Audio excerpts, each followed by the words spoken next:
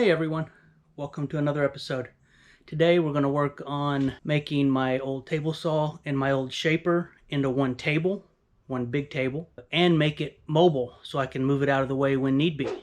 Here I have my 50s era Delta table saw and a 40s era Delta shaper. My plan is to combine these together to make one table and put these on a mobile base so they can be moved around. I will also be adding an outfeed table that can be flipped up and out of the way. The entire unit can then be pushed up against a wall to make room if I need to work on a vehicle or anything. First thing I need to do is make both of these units mobile, which is what I'm using here. They are mobile bases. They call them bear crawlers. The heavy duty ones from Grizzly, they're supposed to hold like 1,200 pounds a piece. I don't know if I'd go that far with it, but both of my machines together don't weigh that, so I think we're good. I got it off grizzly.com. The instructions that came with them are great, so you can just follow those. They'll get you put together. I used my chain hoist to lift each machine off the ground just enough so I can get the mobile base under them.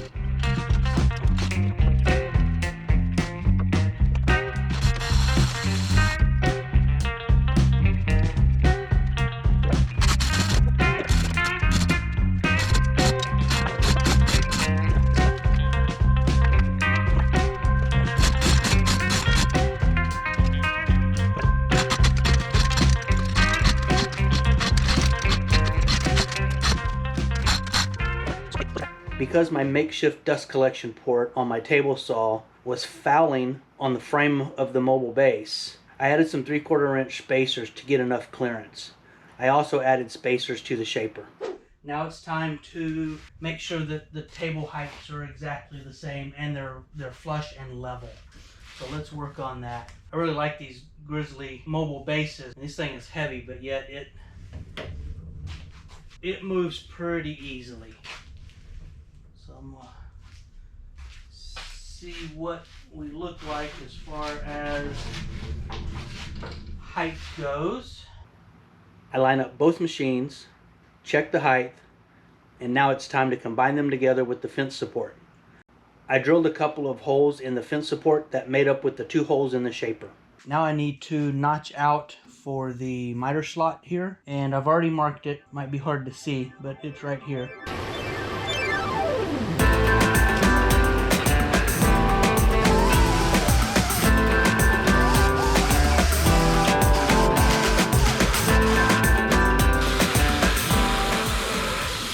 Got some 3/8 bolts, nuts, and washers. My only issue is I can't get these in here with this on, which means I've got to take it off. So and it's just bolted on. It's got 1/4 bolts that run along. Okay, this is how my fence is set up. There are the bolts that are underneath it that attach it. They're just 1/4. And all I do is take those out, except for the last one, and then swing this out so I can get the 2 bolts in.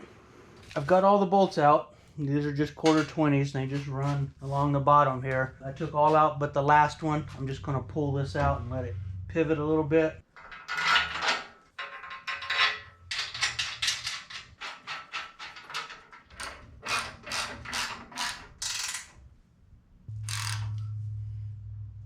Now I'm going to bolt this back up. Actually, before I do that, let's make sure that we're good here. Nice and flush there, but this side seems to be down a little bit, but I think that's my floor, and this floor unfortunately is not super flat or level. That's a whole nother story. Anyway, we're gonna put this back together and go on to the next step.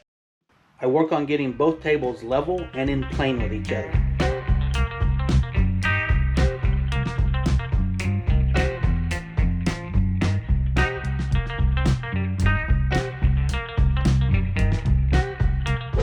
I've got the rough framework mocked up for the outfeed table.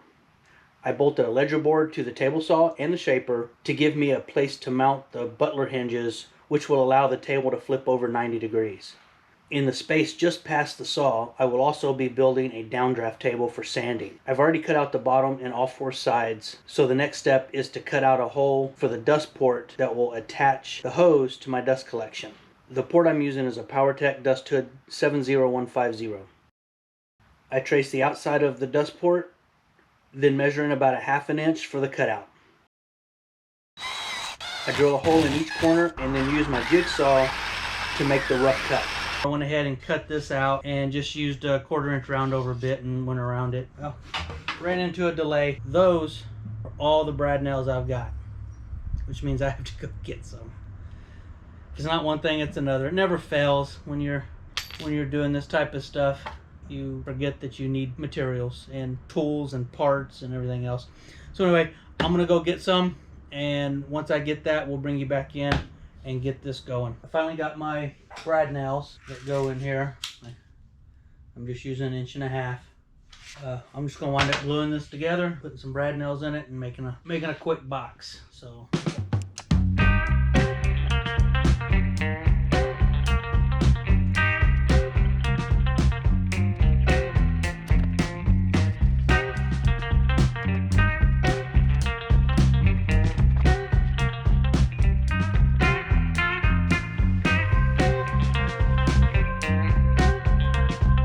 The box is assembled, and if you notice, I added a piece of 1/2 inch MDF in the middle because I wanted the floor to be flush with the dust port opening. To create less volume inside the box, I added some 3/4 inch by 1 inch strips to hold some 1/4 inch plywood at an angle to direct the dust closer to the dust port to help with better dust extraction. I'm gonna go like that. I'll glue and staple these down, get it ready to mount into the table.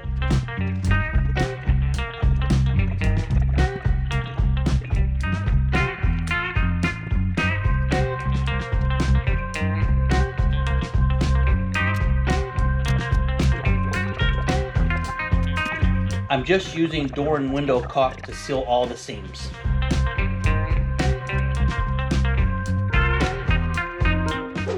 And mounted my sanding box on this side of the table. I had it mounted over here. I went ahead and moved it over to here because, as typical with me, you will see, I change designs in the middle of a project. It means I have to redo things, start over, what have you.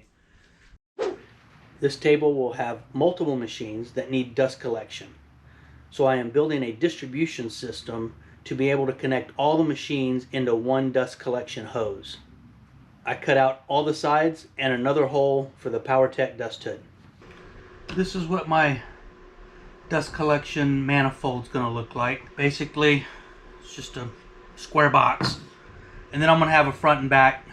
But I would also like to put a piece of clear plexiglass on the front, just so I can see if this ever gets clogged up or anything. Something I can actually see in, instead of just wondering. Chances of it clogging are slim, but there is the chance. So I think I may just wind up putting a piece of clear plexiglass on the front. But for now, what I'm going to do is go ahead and take my dust collection ports. Each port's going to go, I'm going to have one here and one here, and then again one here and one here. So I'm going to go ahead and cut those holes out and get that ready. I went ahead and rough cut my holes. Now, try to get some of my dust out of the way. I always try to wipe this stuff down, so when I do the double-sided tape, my template tape, it sticks a little better. Now the tape that I use is called the Golf Works. It's made for hand grips on golf clubs. I like this tape better than the template tape that is clear and very thin. This is a little bit thicker, a little bit, to me, a little bit more robust, and to me it sticks better. But that thin tape to me is just too hard to work with. That's just a personal preference. Use whatever you feel like you want to use. Alright, so, and I just go through and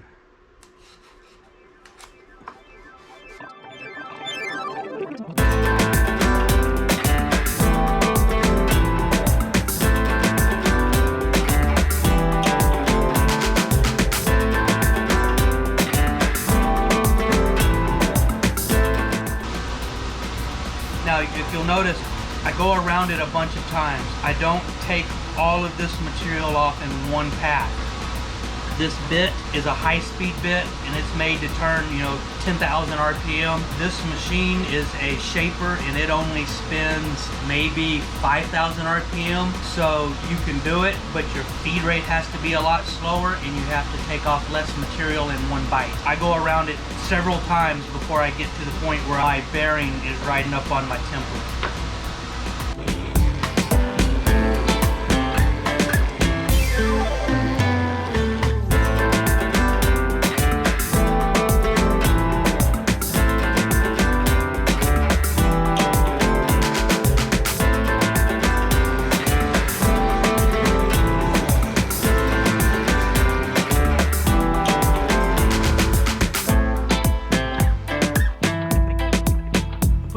Round over bit in my shaper here, and I went ahead and rounded over these edges.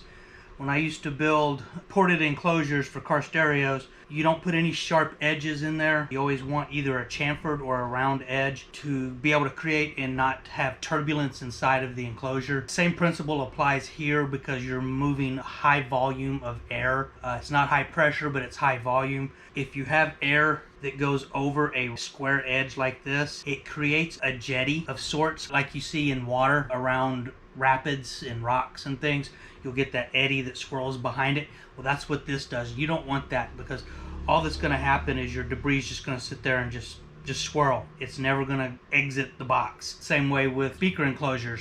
Your sound is made by the air pressure coming out, and if you're just sitting there with your jetties turning in circles, on sharp corners, not all your sound escapes the box. Little trick. But anyway, I rounded these edges so the air flows nice and smooth over them. Time to go ahead and assemble this box.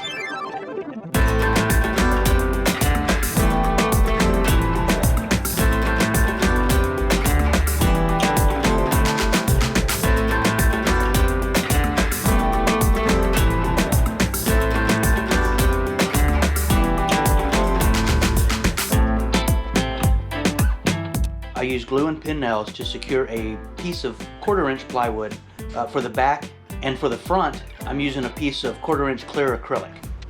I calculate the spacing so all the holes are evenly spaced, and using a combination square I mark those locations.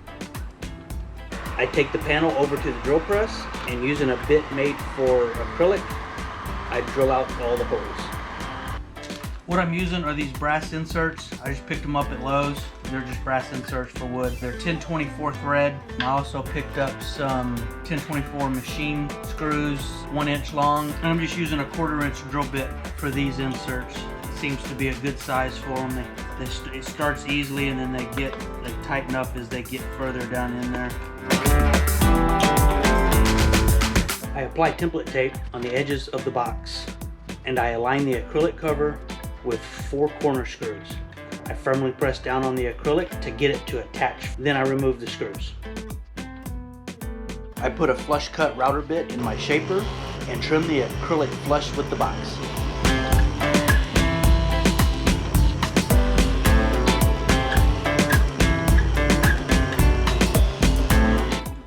I attach some self-adhesive foam strip to the acrylic to create an airtight seal. I try to stay in the middle of the edge of the plywood, and I go around the holes to make one continuous strip. I also use the foam strip to seal the PowerTech dust port, then secure it down with some wood screws. The PowerTech blast gates go in next. This is the PowerTech blast gates I'm using. It has the word out printed right here, which means the machine, such as your table saw or shaper or what have you, the hose is going to come here, and then from here it goes out to your dust collection. The reason that there's an in and an out is inside of here, it's got 2 lips. One of them is a little bit larger than the other one. What happens is the dust comes this way, it hits this lip, gets deflected past this channel, which is what the door rides in here, like so. And what that does is that keeps this channel clear of debris. And if debris gets caught up in there, then this door does not slide in and out all the way, and it can create a air leak. So basically that's what this is for. That's why there's an out, and it's very important that you follow this. Otherwise, if it was turned around the other way, the debris would come in, it would hit this secondary lip, the one that's a little bit larger, and then you could get debris caught in it. Material, it comes from the machine into here, into the box, out of the box through my dust port here, and then it's going to go up into my dust collection. So basically this is just going to press fit. I cut these holes out to this size, and I mean it's a tight fit. These are actually tapered, so as it fits here it gets tighter and tighter as it goes in, so it creates a better seal.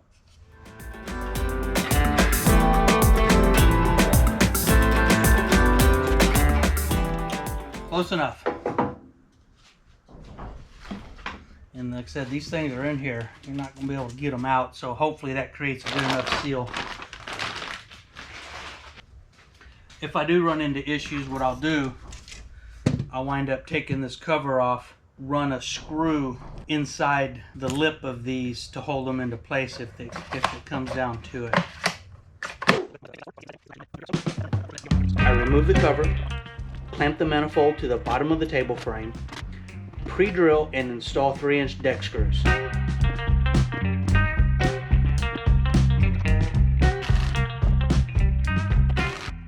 Once it was secured to the table, I used the 1024 screws with some flat washers to mount the acrylic cover to the manifold box. Here is the dust collection manifold mounted to the table and all the hoses connected up to my dust ports. You can see it in action with all the wood chips and dust going through it and out to the rest of the dust collection. I'm using MDF for the tabletop, and I start cutting the first piece that will cover the frame that I mocked up earlier. I initially rip it oversized, then reset my fence and trim it to the final dimension. Once I cut it to width, measure, I turn the wood and cut it to length.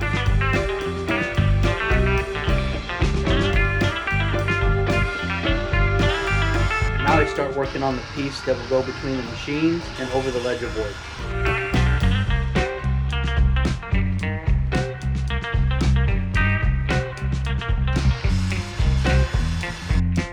I measure and draw my lines, getting it ready to cut out.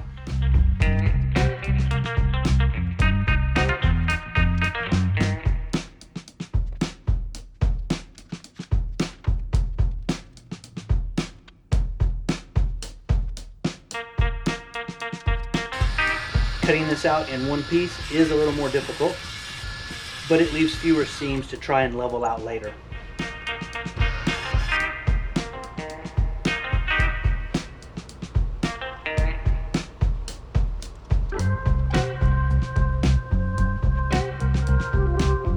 Once I make the straight cuts on the table saw, I use the jigsaw to cut out the 3 round areas to match the corners I traced earlier.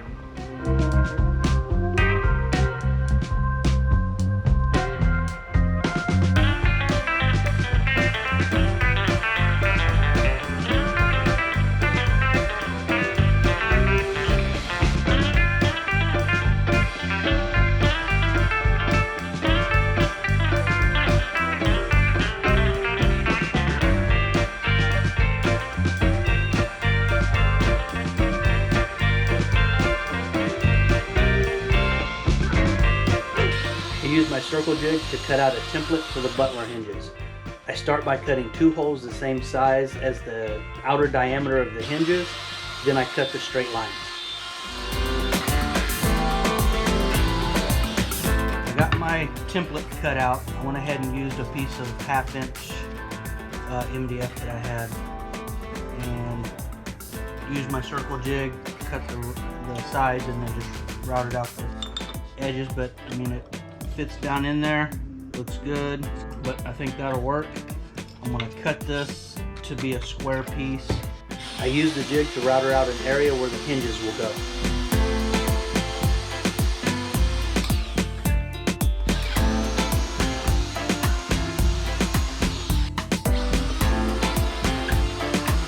I added a couple of fences to my jig to router out the center where the 2 pieces of the table meet for a small area of the hinge that hangs down.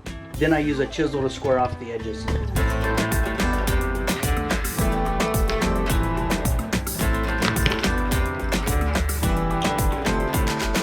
This one's cut different. It's got a flat spot, which means it's probably bigger than the other ones. Wow, look at that. Look at the size difference. This one's too big too. I line it right up here.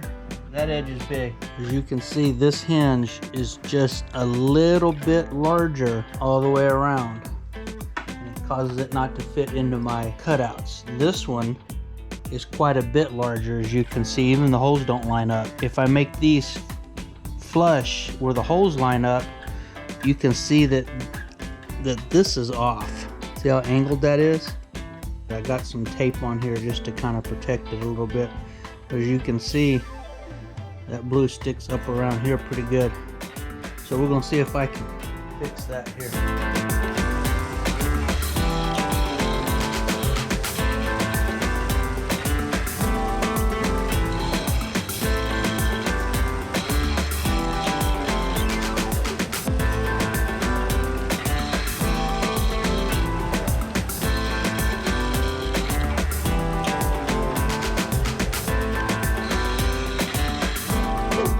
Now that they fit, I use a center punch to mark the holes, pre-drill, and install the mounting screws, making sure that the hinges sit flush with the table surface.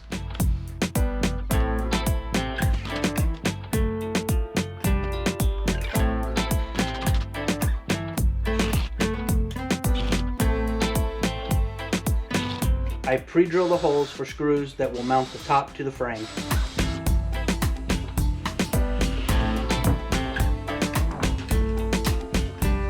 I really like this tape measure. It is a crescent. It's made by Lufkin. It's called self-centering. The reason I like it, I don't have to do math. You want half of 10, there it is, 5. You want half of 7, there it is, 3.5. You want half of 9 1/4, 4 5/8, and so on. Really cool little tape measure. I measure and draw my lines, then use the table saw to plunge cut the area in the tabletop where the removable downdraft grid will go.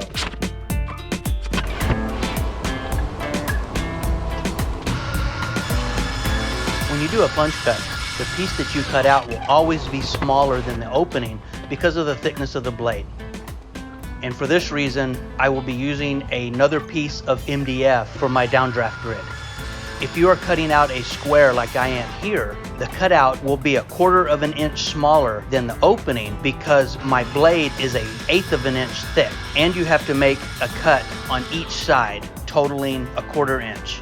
This is a bigger gap than I want, so I will use another piece of MDF and cut it to fit the opening a little more precisely.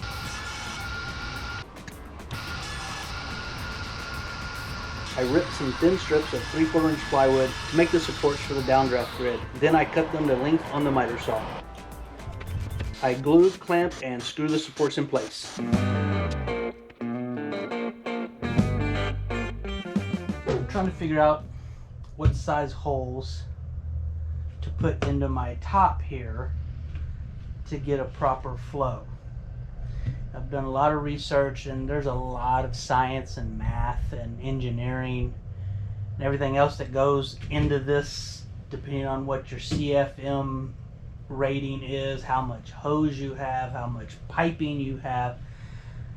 I'm not getting into all that. I'm not an engineer. I don't claim to be an engineer. I'm just a dumb guy trying to suck up some dust. So I've got some pegboard here. Some people use pegboard. Some people say that the holes are too small, they enlarge them. Some people say that they use anywhere from 1/4 inch holes like this up to 1 inch holes or larger. I have a very small sanding table. At this point, this is just a proof of concept. So what I'm going to do is take that off. I have an extra piece here. I'm just going to set over it. And let's turn on the dust collection and see what it does.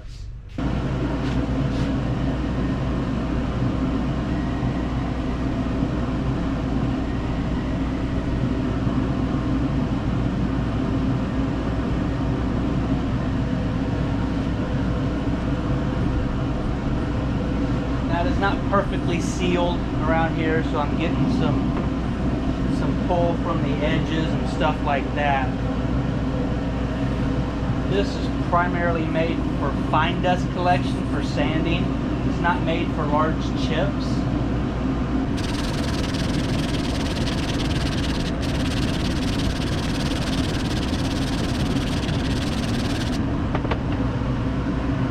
Well, you can see it. It collected it. I measure, mark, and drill all the hole locations.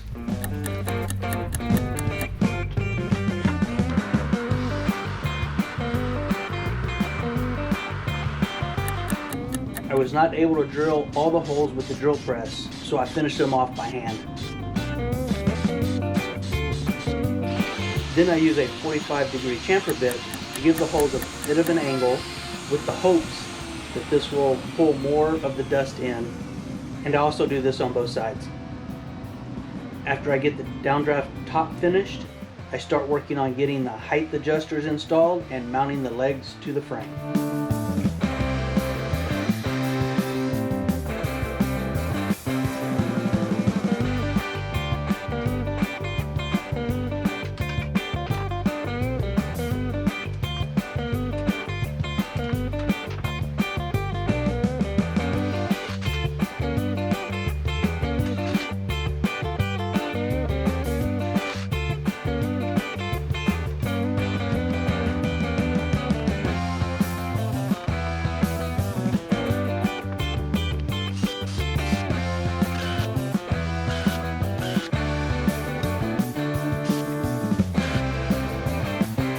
Disconnect the dust collection hose from the table saw, then I can flip up the outfeed table.